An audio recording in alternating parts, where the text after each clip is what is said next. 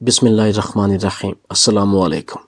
ایک دن دفتر میں بیٹھا تھا کہ گارڈ کا فون آیا کہ سر کسی کالج کی لڑکی آئی ہے، کہتی ہے کہ مجھے ملا دو، مجھے کام ہے، کیا کروں؟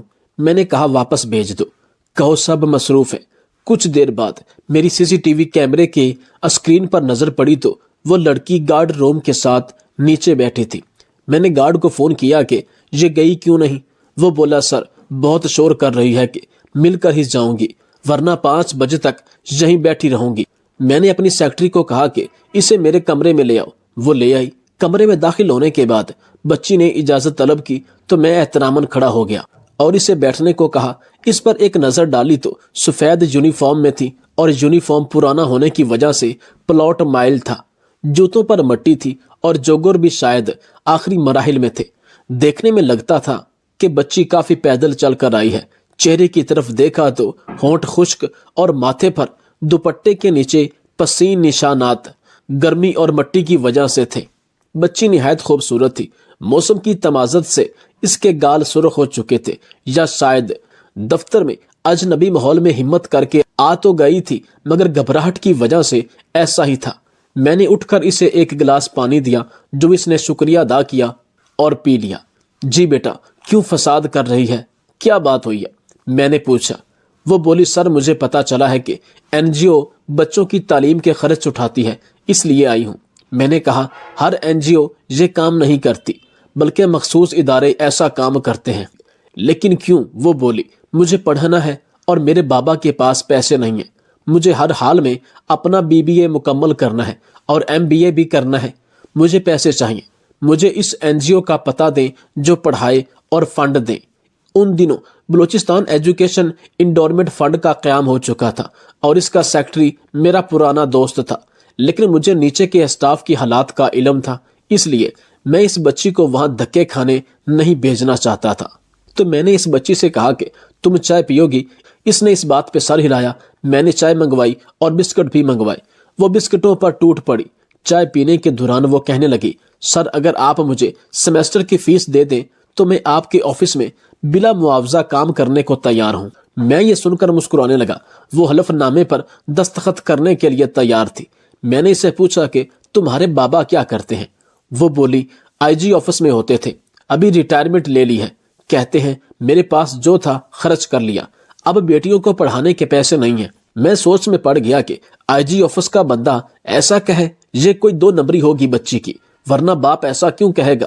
دوسرا میں نے سوچا کہ یہ بچی جذباتی ہے، شکر ہے کہ یہ میرے پاس آئی، اگر کسی اور کی ہتھے چڑھتی تو شاید آمدن کا کوئی اور ذریعہ سکھاتا اور ان کی آنکھوں کی چمک اب ختم ہو جاتی۔ میں بہانہ بناتے ہوئے بولا میں اپنے صاحب سے پوچھ کر آتا ہوں اور تمہاری کیا مدد کر سکتے ہیں میں ابھی تجھے بتاتا ہوں۔ کچھ دیر بعد میں کمرے میں آیا اور اس بچی سے کہا کہ صاحب کہہ رہے ہیں کہ وہ BBA کی فیس مکمل کرا دیں گے، لیکن شرط یہ ہے کہ کل آپ کے ابو آئیں اور مجھ سے ملے اور ساتھ ہی فریش فیس سلپ بھی لائیں۔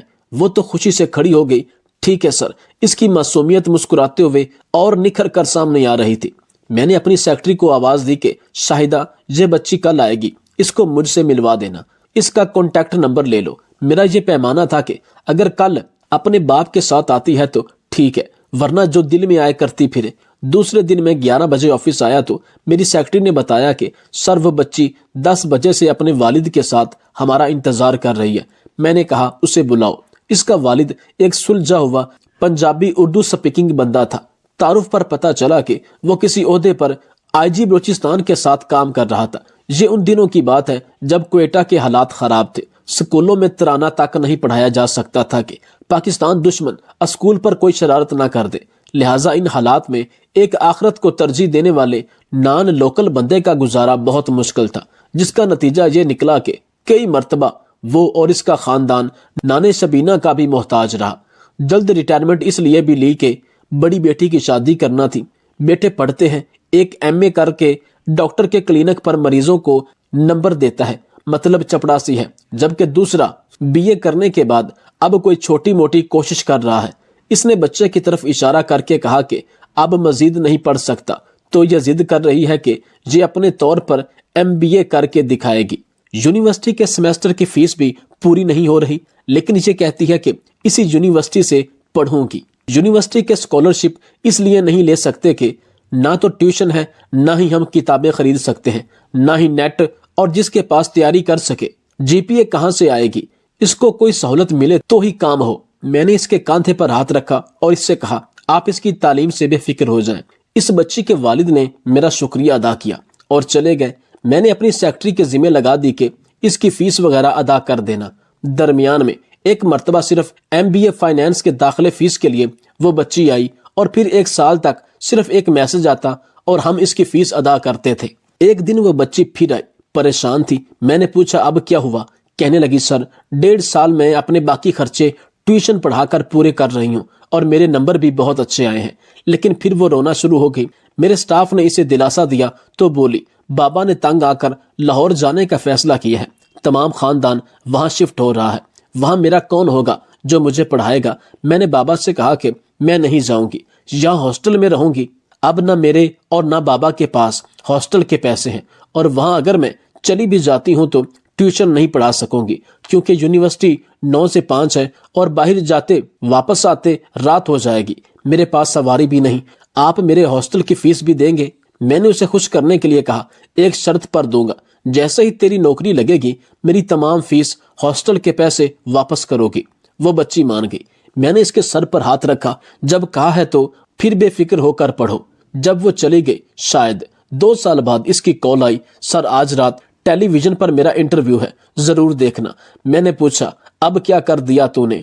वो हंसी और कहा कि मुझे गोल्ड मेडल मिला है। मुझे खुशी हुई। मैंने मुबारकबाद पेश की। इसके बाद बोली, सर अब चली जाऊंगी लाहौर, तमाम उम्र आपकी मशकूर रहूंगी। मेरा भी दिल भर आया। मैंने कहा, बेटियां तो जाने के लिए इंसान पालता है, बस जहां रहो खुश रहो। कुछ अरसा कबल एक नामालूम नंबर से मुझे कॉल आई। जब उठाई तो वही बच्ची थी। बोली, सर आपको पता है मेरी मंगनी है और लड़का नेवी में है और मेरी शादी के बाद हम कराची चले जाएंगे। मुझे बहुत खुशी हुई, दुआ दी, फोन बंद कर दिया। ये बच्ची कश्मीरी पंजाबी फैमिली से थी, लेकिन कुदरत के खेल देखो कि बच्ची ने अपना जहेज खुद मेहनत करके प्राइवेट मुलाजमत करके बनाया था और एक अच्छे सुलझे हुए मोहब्बत करने वाले शानदार मुस्तकबल रखने वाले बंदे ने इसे अपनी दुल्हन बनाया। दोनों हंसी खुशी जिंदगी गुजार रहे थे कि अभी चंद माह ही गुजरे थे कि कराची के स्ट्रीट क्रिमिनल्स ने मोबाइल वगैरह छीनते हुए मुजाहमत पर नौजवान को गोली मार दी। ये बच्ची अब बेवा हो चुकी थी। शायद इसकी उम्र 25 या 26 साल होगी। मुझे शदीद सदमा पहुंचा। खैर, मैं जिंदगी के मामूलात में उलझता गया और इस दौरान 15 साल का अरसा गुजर गया। फरवरी की 12 तारीख को दोपहर का खाना खाकर लेटने लगा तो व्हाट्सएप पर घंटी बजने लगी।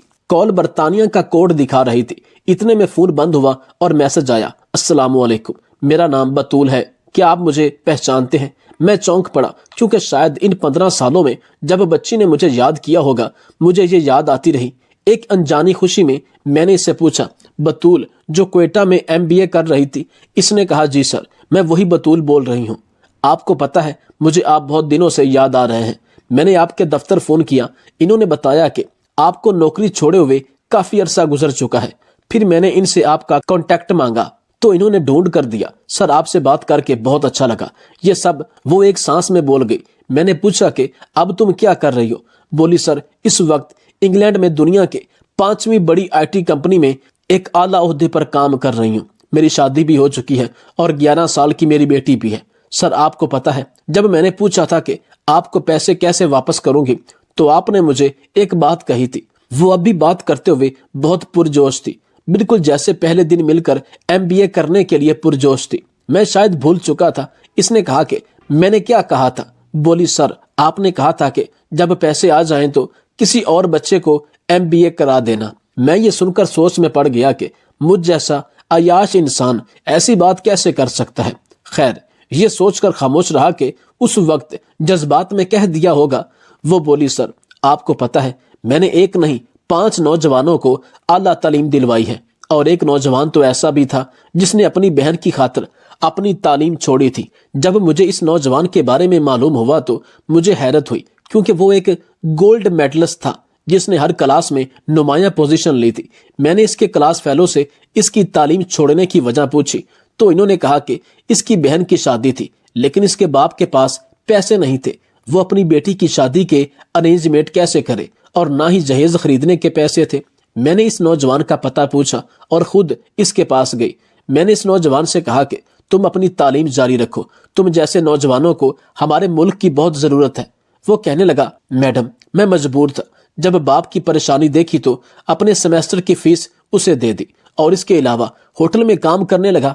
میں نے سوچ رکھا تھا کہ بہن کے لیے کچھ رقم اکٹھی کر لوں گا اور اس کے بعد دوبارہ اپنی تعلیم جاری رکھوں گا، لیکن جتنی تنخواہ مجھے اس ہوٹل سے مل رہی ہے اس طرح تو مجھے کئی سال لگ جائیں گے رقم اکٹھی کرنے میں۔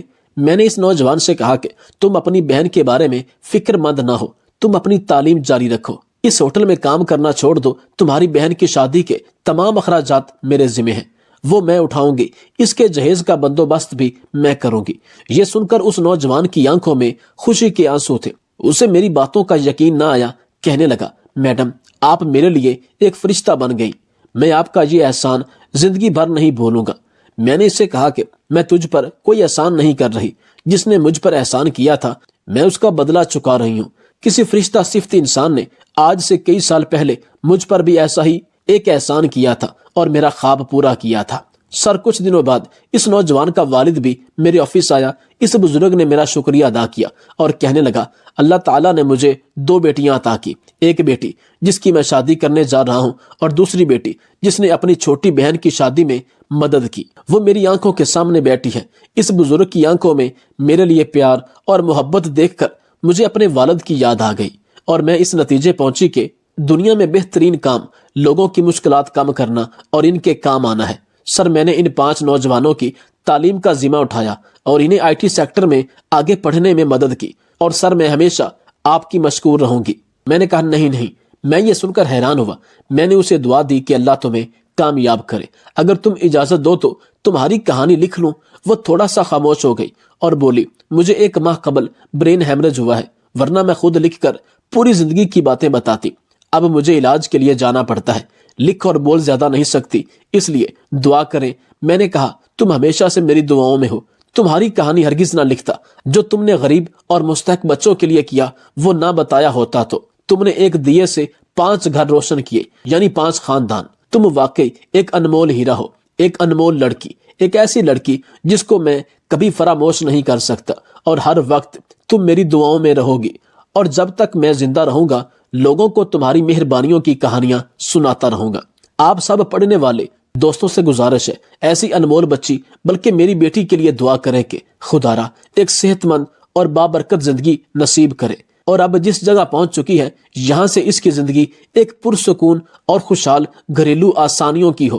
الہی آمین۔ اور اللہ تعالی ہمیں کسی بھی انسان کی زندگی میں اس کی مدد کی توفیق اور جذبہ عطا فرمائے، تاکہ ایک شمع سے کئی شمعیں روشن ہوتی چلی جائیں اور ساقی کوثر کے حوض پر ان کی محبت میسر آ جائے۔ آمین۔ بھارت کا معروف و مشہور بزنس مین دھیرو بھائی امبانی، یعنی کہ دنیا کے امیر ترین انسان اور بھارت کے سب سے طاقتور بزنس مین مکیش امبانی کے والد۔ یہ ان دنوں کی بات ہے کہ جب مکیش امبانی کے والد کی طبیعت کافی ناساز تھی اور ان کا سارا بزنس ان کے دونوں بیٹے مکیش امبانی اور انیل امبانی نے سنبھال لیا تھا، کیونکہ ڈاکٹرز نے انہیں مکمل آرام کرنے کا کہا تھا۔ یہ شام ڈھلے اپنے محلے کی سڑک پر ٹہل رہا تھا۔ موسم خوشگوار ہونے کے باوجود اس کا دم گھٹا جا رہا تھا۔ ڈاکٹروں کے مطابق اس کے پاس ہفتہ 10 دن سے زیادہ ٹائم نہیں تھا۔ دنیا کی ہر آسائش کے ہوتے ہوئے بے بسی کا یہ عالم تھا کہ ٹائم سے پہلے ہی سب کچھ ختم ہوتا محسوس ہو رہا تھا۔ اتنا امیر ترین انسان، حتیٰ کہ دولت کے انبار لگے ہوئے تھے، لیکن ان کے چہرے سے یہ تاثر پیدا ہوتا تھا کہ یہ اس وقت دنیا کے سب سے مجبور انسان ہے، کیونکہ ملک کے ڈاکٹروں نے جواب دے دیا تھا۔ ایک ننھی سی امید تھی کہ امریکہ میں علاج ہو سکتا ہے، وہ بھی دم توڑ گئی جب وہاں کئی مہینے ٹیسٹ وغیرہ کروانے کے بعد سینئر ترین ڈاکٹر نے آخرکار ایک دن آ کر نرمی سے مکیش امبانی اور ان کی والدہ کو سمجھایا کہ آپ کے پاس زیادہ ٹائم نہیں ہے، لہٰذا میرا مشورہ ہے اور عقل مندی یہی ہوگی کہ آپ ان کو دنیا کے کسی بھی بڑے سے بڑے ہسپتال میں چیک کروا لیں یا ان کا علاج کروا لیں گے تو ان کو افاقہ نہیں ہوگا، کیونکہ میں نے ان کے پاؤں کے ناخن سے لے کر ان کے سر کے بال تک ایک ایک چیز کا بڑی باریک بینی سے ٹیسٹ اور معائنہ کیا ہے۔ لیکن تمام ڈاکٹرز کے مشورے کے بعد ہم اس نتیجے پر پہنچے ہیں کہ یہ اپنی باقی کی زندگی کا قیمتی ٹائم اپنے بیوی بچوں کے ساتھ گزاریں جب مکیش امبانی اور ان کی والدہ اپنے شوہر کو لے کر واپس بھارت آئیں تو انہوں نے بڑے ہی تحمل مزاج سے اپنے شوہر سے کہا کہ ڈاکٹرز نے آپ کو صرف آرام کا مشورہ دیا ہے، لیکن دھیرو بھائی امبانی اپنی جسمانی صحت سے واقف تھے اور اپنی اس لا علاج بیماری کے بارے میں اچھی طرح جانتے تھے، لہٰذا یہ صرف اپنے گھر میں رہتے اور کبھی کبھار ٹہلنے کے لیے گھر سے باہر نکلتے۔ اس شام موسم کافی خوشگوار تھا تو یہ اپنے گھر سے ٹہلنے کی غرض سے محلے میں نکلے تھے اور بے خبری کے عالم میں نہ جانے کتنی دیر ٹہلتا رہا۔ اس کی سوچوں کا تسلسل تب ٹوٹا جب ٹہلتے ٹہلتے وہ ایک تنگ سے بے رونق پل پر پہنچ چکا تھا۔ سڑک پار دوسری طرف 2 منزلہ مکان کے دروازے کے باہر ایک خاتون کھڑی کسی آدمی سے گفتگو کر رہی تھی۔ انہیں محسوس ہوا کہ وہ عورت روتے ہوئے اس مرد سے کوئی بات کر رہی ہے۔ نہ جانے کیوں ان میں تجسس پیدا ہوا کہ وہ عورت اس مرد کے سامنے کیوں رو رہی ہے۔ جب یہ اس کے گھر کے نزدیک پہنچے تو عورت اس مرد کی منتیں کر رہی تھی کہ گھر میں بچوں کو کھلانے کے لیے کچھ نہیں، کرایہ دینے کی سکت نہیں ہے، اس لیے انہیں زبردستی گھر سے نہ نکالے۔ لیکن وہ آدمی عورت کو ڈانٹ رہا تھا کہ کرایہ دو، خواہ کوئی دھندا کر کے دو، ورنہ اس کا سامان باہر پھینک دے گا۔ عورت مسلسل رو رہی اور منت سماجت کر رہی تھی، لیکن وہ آدمی اول فول بکتے گالیاں دیتے چلا گیا۔ تو مکیش امبانی کے پتا بے دھیانی سے اس عورت کے پاس چلا گیا اور اس عورت کو مخاطب کر کے کہنے لگا کہ دراصل میں نے ابھی گزرتے ہوئے تمہاری اس آدمی کے ساتھ تھوڑی سی گفتگو سنی ہے۔ مجھے بتاؤ میری بہن، تمہارا کیا مسئلہ ہے؟ دلوں کا حال تو بھگوان جانتا ہی ہے۔ بہن مجھے بتاؤ کیا بات ہے؟ وہ بولی، میں ایک بیوہ عورت ہوں، میرے چھوٹے چھوٹے بچے ہیں، شوہر کو فوت ہوئے سال ہونے کو ہے۔ شروع میں تو پڑوسی رشتہ دار کچھ مدد وغیرہ کر دیتے تھے، پھر آہستہ آہستہ سب نے ہاتھ کھینچ لیا۔ گھر میں راشن نام کی کوئی چیز نہیں ہے، مالک مکان کا صبر بھی ختم ہو گیا ہے، کیونکہ مسلسل 2 ماہ سے میں اس مکان کا کرایہ نہیں دے سکی۔ اس نے کل شام تک کی آخری مہلت دی ہے، اگر کرایہ نہ دیا تو سامان سمیت گھر سے نکال دے گا۔ میرے پاس اب اور کوئی چارہ نہیں رہا۔ یہ کہتے ہوئے اس کی آواز بیٹھ گئی اور اس کی آنکھوں سے زاروں قطار آنسو بہنا شروع ہو گئے۔ اس نے بھی جلدی سے دوسری طرف مڑ کر بہانے سے اپنے آنسو صاف کیے، پھر مڑ کر جلدی سے بولا، بس ٹھیک ہے بہن، کوئی بات نہیں، اور اپنی جیبوں میں ہاتھ ڈالے تو پتہ چلا کہ جیبوں میں جو رقم ہے وہ نہ ہونے کے برابر ہے، کیونکہ جس عالم میں وہ گھر سے نکلا تھا اسے تو ہوش ہی نہیں تھا کہ اس کے چلتے ہوئے ایسا منظر اس کا منتظر ہوگا۔ اس نے خاتون سے کہا، فی الحال یہ رکھو اور مجھے اپنا مکمل پتہ بتاؤ، فکر کرنے کی کوئی ضرورت نہیں، اپنے گھر جاؤ، بھگوان کی کرپا سے سب ٹھیک ہو جائے گا۔ خاتون بے یقینی کے انداز میں اس کی طرف دیکھ رہی تھی، جیسے سوچ رہی ہو کہ اس پہ بھروسہ کرے کہ نہ کرے، کیونکہ یہ مسلسل اس عورت کو کہہ رہا تھا کہ تمہیں پریشان ہونے کی ضرورت نہیں ہے، تم چپ چاپ گھر میں بیٹھ جاؤ۔ اس نے پھر سے یقین دہانی کرائی کہ تم جاؤ اور ایڈریس بتا دو۔ اس نے آخر کار اپنا نام، گلی وغیرہ اور ایڈریس بتا دیا اور پھر ایک طرف کو چل پڑی۔ تھوڑی دیر تک خاتون کو جاتا دیکھنے کے بعد وہ مڑا اور واپسی کی طرف تیزی سے قدم اٹھانے لگا۔ گھر پہنچ کر اس نے کافی مقدار میں نقدی لی اور ڈرائیور کو بڑی وین نکالنے کو کہا، پھر خود ڈرائیو کرتے ہوئے شہر کے 24 گھنٹے کھلے رہنے والے اسٹور سے راشن کی بڑی مقدار وین میں بھری اور خاتون کے بتائے ہوئے ایڈریس پہ پہنچ کر سارا راشن اس کے گھر اتارا۔ باقی کی رقم خاتون کو دی اور کہا صبح کرایہ دار سے وہ خود بات کر لے گا اور کرائے کا معاملہ نمٹا دے گا۔ اس نے اس عورت سے مالک مکان کا ایڈریس لیا اور اس عورت کو مخاطب کر کے کہنے لگا کہ بہن، ہر مہینے مخصوص رقم آپ تک پہنچا دی جائے گی۔ اچانک اس عورت نے اسے کہا کہ اللہ آپ کا بھلا کرے۔ تو اس نے اس عورت سے پوچھا کہ آپ کس دھرم سے تعلق رکھتی ہیں؟ تو اس عورت نے کہا کہ میں مسلمان ہوں، کیونکہ اس سے پہلے انہوں نے کبھی اس عورت سے نہیں پوچھا کہ تم کس مذہب سے تعلق رکھتی ہو۔ یہ تو جب اس عورت نے کہا کہ اللہ آپ کا بھلا کرے تو ان کو شک پڑا کہ یہ مسلمان ہے اور انہوں نے اپنی تسلی کر لی۔ پھر انہوں نے اس عورت سے کہا کہ اللہ سے میری صحت کے لیے دعا کیجیے گا، لیکن یہ عورت نہیں جانتی تھی کہ یہ سخی انسان مسلمان نہیں بلکہ ہندو ہے۔ خیر، یہ کہہ کر جلدی سے بنا کچھ کہے سنے واپس مڑ گیا۔ خاتون بت بنی بے یقینی کے عالم میں کھڑی آنسوؤں بھری نگاہوں سے دیکھتی رہ گئی اور وہ وین سمیت نظروں سے اوجھل ہو گیا۔ مکیش امبانی کے والد کی کیفیت اب کافی بلکہ بہت مختلف تھی۔ اس کے انگ انگ سے خوشی پھوٹ رہی تھی۔ کچھ گھنٹوں پہلے جو اس کی حالت تھی وہ اب یکسر بدل گئی تھی۔ اب اسے ہفتہ 10 دن گزارنے کی جو فکر تھی وہ تھوڑی کم ہو گئی تھی۔ ہفتہ 10 دنوں کا خیال آتے ہی اس نے کاغذ قلم لے کر خاتون کا ایڈریس لکھ کر وصیت لکھی کہ ہر ماہ باقاعدگی سے 4 لوگوں کے معقول سے بڑھ کر خرچے کی رقم اس ایڈریس پہ بھجوائی جائے۔ اس کے نیچے اس نے اپنے دستخط کر دیے اور کاغذ کو لفافے میں بند کر کے تجوری میں رکھ دیا۔ اب اسے لگ رہا تھا کہ اپنے آخری سفر کے لیے وہ تیار ہے یا تھوڑی بہت تیاری کر لی ہے۔ پھر ہفتہ گزر گیا اور 10 دن گزر گئے، پھر مزید 10 اور پورے 15 دن گزر گئے۔ گھر والوں کے کہنے کے باوجود وہ اسپتال نہیں گیا، اور پھر پورا 1 مہینہ گزر گیا اور اگلے مہینے کی رقم بھی اس نے فوراً بھجوا دی۔ پھر ایسے ایک مہینہ کرتے کرتے پورا سال گزر گیا اور وہ معمول کے مطابق رقم بھجواتا رہا۔ پھر 5 سال، پھر 10 سال گزر گئے اور پھر پورے 16 سال گزر جانے کے بعد ایک رات وہ معمول کے مطابق اٹھا اور اپنے بڑے گھر کے گراس ایریا میں ٹہلنے لگا۔ اچانک اس کی طبیعت ناساز ہو گئی اور اسے اپنی سانسیں پھولتی ہوئی محسوس ہوئیں۔ یہ چلتے ہوئے بڑی مشکل سے اپنے کمرے میں آ کر لیٹ گیا۔ بڑی مشکل سے یہ اٹھا اور اپنے واش روم تک گیا۔ واش روم سے نکلنے کے بعد اسے ایسا محسوس ہوا کہ اس کا دم گھٹ رہا ہے۔ اس نے گلاس اٹھایا اور جیسے ہی جگ میں سے پانی ڈالا اور تھوڑا سا پانی پینے کے بعد جب یہ گلاس کو واپس ٹیبل پر رکھنے لگا تو وہ بجائے ٹیبل کے نیچے فرش پر گر گیا اور اس جہان فانی سے رخصت ہو گیا۔ یہ واقعہ یہاں ختم نہیں ہوتا، اصل خلاصہ تو اب آنا ہے۔ گھر والے جب صبح اٹھے تو اس کو بیڈ پر لیٹا محسوس کر رہے تھے کہ شاید وہ آرام کر رہے ہیں، لیکن جب تقریباً گھنٹے کے بعد وہ اپنے بیڈ سے نہ اٹھے نہ ہی کروٹ لی، جب اس کی بیوی کمرے میں ان کے بیڈ کے بالکل پاس آئی تو نیچے گلاس ٹوٹا ہوا تھا۔ اس کو نہ جانے کیا ہوا، اچانک سے اپنے شوہر کو ہلانے لگی۔ تب اس نے محسوس کیا کہ وہ اس دنیا سے جا چکا ہے۔ پھر اس نے اونچی اونچی آواز میں رونا شروع کر دیا۔ یہ سنتے ہی گھر کے تمام فرد اور ملازمین اس کمرے میں اکٹھے ہو گئے۔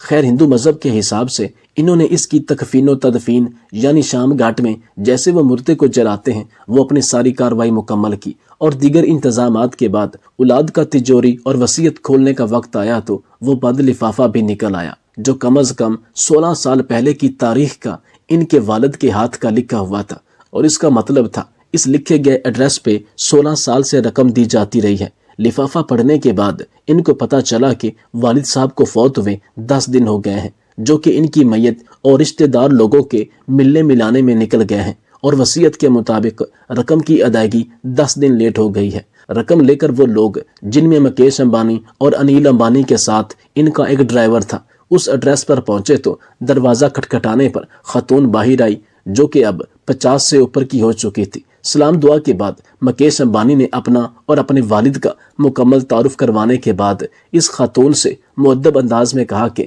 ہم آپ کو والد صاحب کی طرف سے ماہانہ مخصوص رقم جو ہے وہ دینے آئے ہیں اور معذرت چاہتے ہیں کہ رقم کی ادائیگی 10 دن لیٹ ہو گئی۔ وہ اصل میں خاتون جلدی سے بولی، ارے نہیں کوئی بات نہیں، آپ کے والد صاحب کے ہم پر بہت احسانات ہیں، آپ لوگ میری طرف سے والد صاحب کو بہت بہت شکریہ بولیے گا اور انہیں بتائیے گا کہ ہم ہمیشہ انہیں دعاؤں میں یاد رکھتے ہیں اور رکھیں گے، اور میری طرف سے آداب کے ساتھ انہیں بتائیے گا کہ اب انہیں رقم بھیجنے کی ضرورت نہیں ہے۔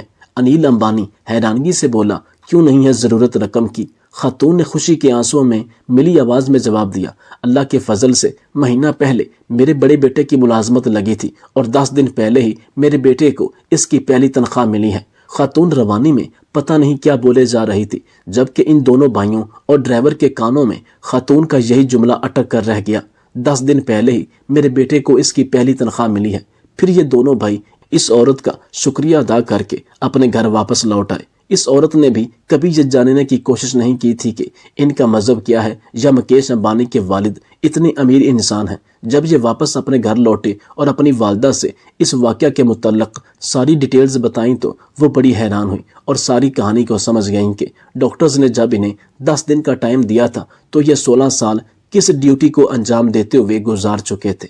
ناظرین کرام، آپ صلی اللہ علیہ وسلم کا فرمان ہے کہ رازداری میں کیا گیا صدقہ اللہ پاک کے غصے کو بجھاتا ہے، اور ہر عقل رکھنے والے کے لیے اس واقعہ میں صدقے کے متعلق بڑی کھلی اور واضح نشانی موجود ہے۔ اس میں کوئی دو رائے نہیں کہ صدقہ مال و جان دونوں میں اضافہ کرتا ہے، صرف مال میں نہیں بلکہ عمر کو بھی بڑھاتا ہے۔ جس شخص کو اب بھی یقین نہ ہو رہا ہو وہ کسی بھی غریب، بیوہ، یتیم، مسکین کے ساتھ یہ تجربے کے طور پر ایسا کر کے دیکھ لیں، اگر اس کے مال و جان میں اضافہ نہ ہو تو وہ میرا گریبان پکڑ سکتا ہے۔